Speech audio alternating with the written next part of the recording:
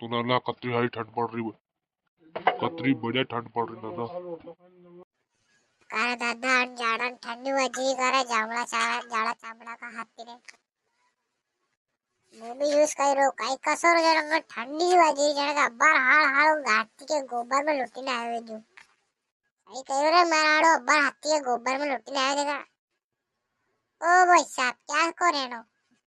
अरे यहाँ जरूर है मेरे वाला गांव में पालत करवा है तो जाओ कन पालत कर रहे हैं फकड़ बात कर रहा है बाबा। हाँ यार न्यू दिमाग खराब कर रहा नाना दिमाग थोड़ा खराब तो ना करवाए कहीं वो तो पूछी था खाती ए दे मंगू उनके हाथ के जाड़ा के भगाया दी अरे का दैलू रे बात तो नहीं मर रो कहीं एक ही ठार पे अरे शामा कहीं बता कौन भाटा टिंडा है तो ढूंढ के बगल में टट्टी पड़ी रे याद हो गई मत दे रे ये खड़ी जान मैं खड़ी जाऊं अरे दादा कोण पळका ना अन्ना होती सा बरी बरी बात करा थी मैं माती गारा दई रही थी की जाऊंगा